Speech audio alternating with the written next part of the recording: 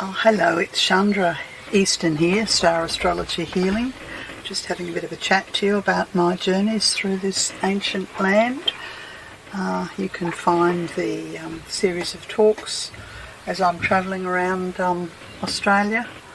My website, starastrologyhealing.com. Just type in this ancient land, or you could type in Central Australia. When I get around to it, I'll put some for the top end. So here I am in the top end, and I wanted to speak to you about this unbelievably beautiful place that I'm visiting. It's called Nitmiluk, and it's part of the Cicada National Park. Now, I was absolutely astounded to discover that a Cicada, I can't remember the number, it's enormous, simply enormous. So I'm down in the southern section of Cicada, and it's the Jawan Nation who are the custodians of Nitmiluk. They look after this country here, and it's with their grace that we have permission to enter into this fabulous place. One of the signs told me that there were 23 clans make up the Jawan Nation, and that they roam and move about this whole region according to the seasons. I did come upon this image of the different seasons. Let me see if I can encapsulate it briefly. November and December's hot and humid. They call it Guran. January to February, I think we'd call that the wet. Very heavy rains, the waterfalls run, the crocodiles are through all the waterways, no one can swim anywhere. That might go through till March, actually, January, February, March. April is Bankarang, when the rains start to stop and the waterfalls slow down. You still can't swim, and there's crocodile risk, and of course what they're doing is trying to clear the waterways of the freshwater crocs, so that by the time we get to May, which is Malapar, it's cool and dry. Now when the Territorians say cool and dry, they mean sort of in the low 30s, and eventually the waterfalls stop running, and then you can swim in the rivers. And then if I was to stay, which I won't be, through into July and August, that would be the winter time, Jungalk. July, August and through to September, so maybe winter might be Malapar, June, July, and Jungalk is August, September, when the build-up happens and starts to get very hot and very humid. Still no waterfalls, and you can still swim. So these are the 5 seasons. It's such an introduction to country, and I'm so grateful to the Jawan Nation for making this place available. And you know, these people have lived here for tens of thousands of years, and the region has its Dreamtime stories. I can't possibly remember them, but I'll try and elaborate them from the tourist notice boards that I've seen to explain it to you. So they talk about Nitmiluk and how it got its name, and it got its name from a dragon-like creature called Nabal. One of the creators who was here in the Dreamtime, who was said to have camped at the entrance to the gorge. And the Nitmiluk, I think, comes from the sound of the cicadas. Now, I haven't heard any cicadas, but there have certainly been a lot of bats. Yes, so the first evening I was here, I took the Burroway, is that how you pronounce it? The Burroway Lookout Walk. And I came upon this beautiful sign that says this walk's named in honour of Sandy Burroway, a deceased Jawan traditional owner, a major provider of evidence which led to the handback of this land to the Jawan people. I'm thinking, I read somewhere it took them 10 years of persistence in order to be able to prove that they'd been on this land for tens of thousands of years, and this was in the 1980s. Later, Sandy Burroway played a major role in the management of the park, and I think it's managed in conjunction with the Jawan Nation and the National Parks and Wildlife. So there are walking tracks, and they're walking tracks, I should say, for the, fitter and younger people than I.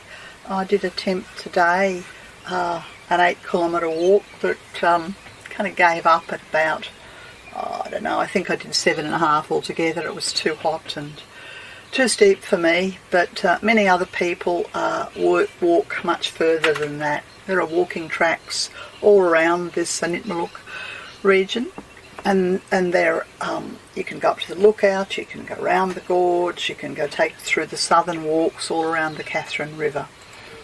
A couple of photos here to show you. The first evening I was here, I took the lookout walk. I think it's a bit less than 1 kilometre, and you climb up this incredible steps near the escarpment, and you get views of the Catherine River. There was a name of the Catherine River, but I'm sorry I can't remember what it was. All I know is that it had something to do with kookaburras. Yes. The whole region's called Nitmiluk, but Catherine came from one of the white explorers, and I think he named the river something to do with someone who'd funded his journey. Very dense, very tropical foliage, lots of palm trees. And then I came upon this fantastic creation story.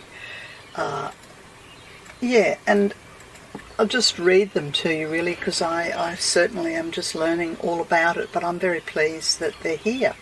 And it was during the time of the dream time that this landscape was formed, and it was formed by the creation beings, and they lay down the law for proper behaviour.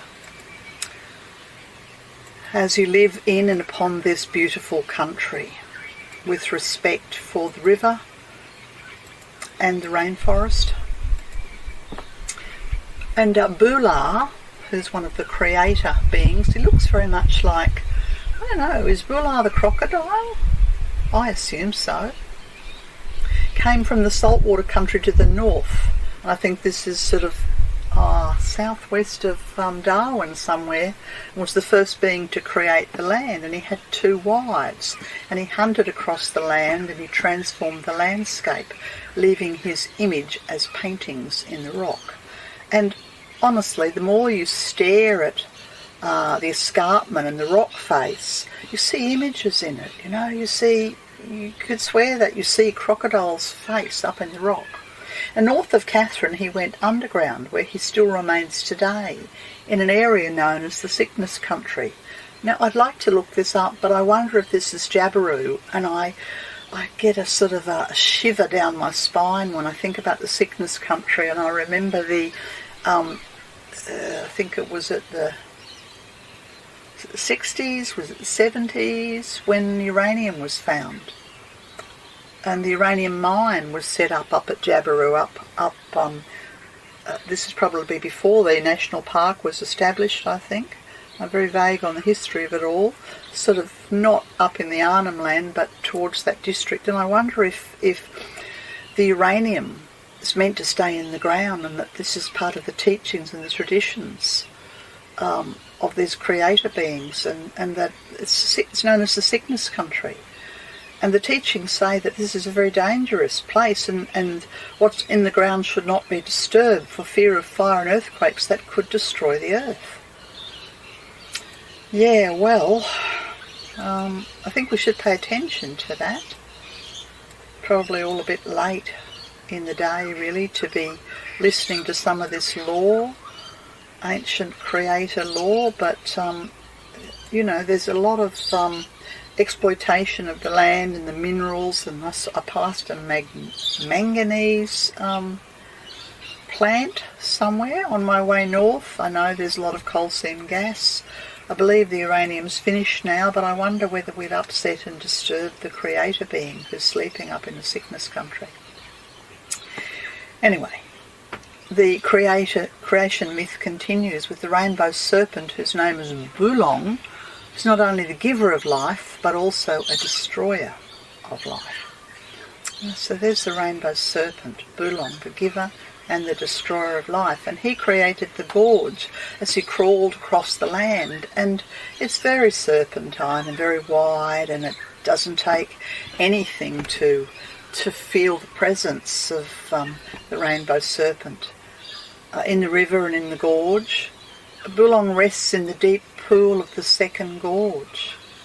And yes, I have felt this. I felt the presence, the power and the potency at the deepest part of the second gorge. There are 11 gorges altogether, but the Jawan people don't fish and they don't drink the water there. And during the dream time, a dragon-like figure came from the west and his name was Narbel. So sometimes he's referred to as dragon-like, other times, and here looks like the crocodile. And I think of the esoteric teachings of the crocodiles, and I wonder, I don't know the answer to it, but I just wonder whether there's any crossover between these ancient Dreamtime stories of the Australian Aboriginal people and the esoteric teachings of the crocodile.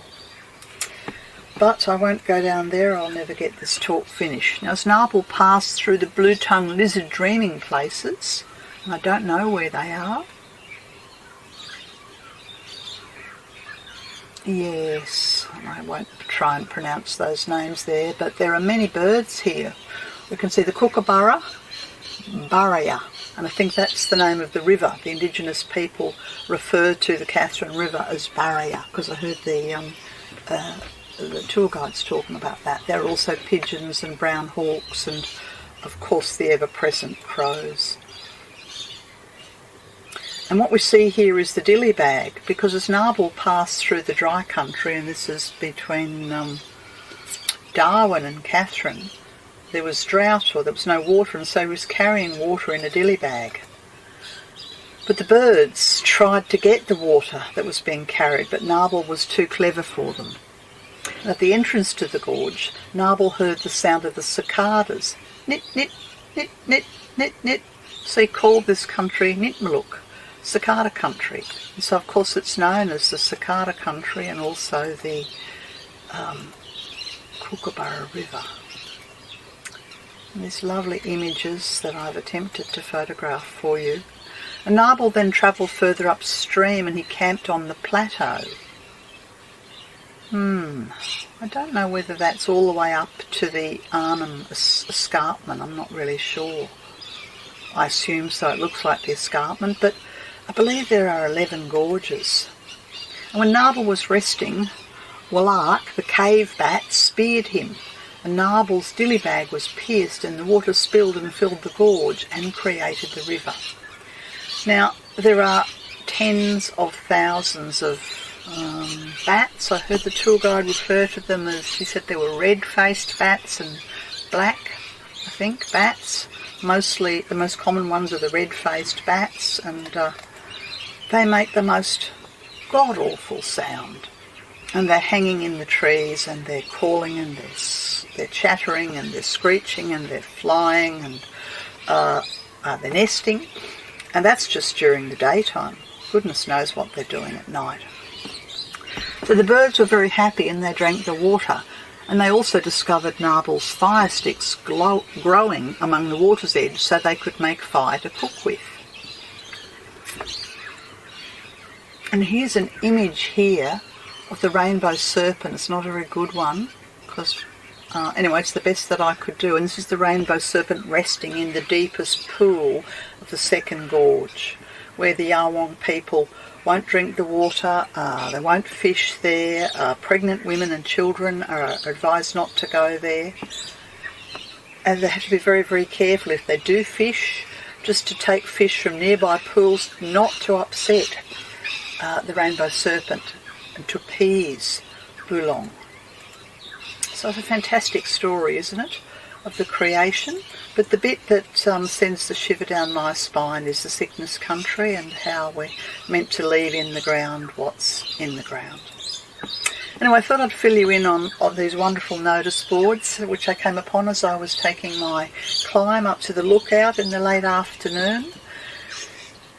And then I just rested. It's fairly steep to go up, and overhead every now and then come the helicopters. And I couldn't help but think that you know, here in the 21st century, the cicada noise is coming from the helicopters, whereas in the Dreamtime, it was cicadas. And of course there are the passing tour boats. They seem to go every hour going up the river. They go through the first and the second gorge. I think there's a restaurant boat as well. I simply rested up the top with a group of other people who meandered up slowly, and we waited for the sunset as the afternoon waned. We did actually see a freshwater crocodile. I tried to take a photograph of it, but it was pretty unsuccessful really.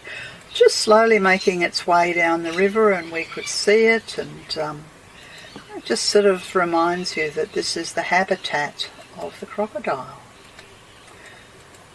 Also came upon beautiful dragonflies that I've seen consistently in my journey all over Central Australia, and up here as I'm in the top end. It's a wonderful vista. Looking, this one is the gorges. That's the entrance to the first gorge behind me, and I think you have to go several kilometres up to get to the other second and third and so on. I think the boats go as far as the third gorge maybe. Yes, and so we just waited for the end of the day, and I've just put a few little photographs here of the blazing fireball as the sun goes down over Cicada. Yeah, there was a plane flew over. You might see that in the last image there. Very peaceful end to a beautiful day as I enter into the creation stories of Nitmiluk. This has been Chandra Easton from StarAstrologyHealing.com. Bye for now.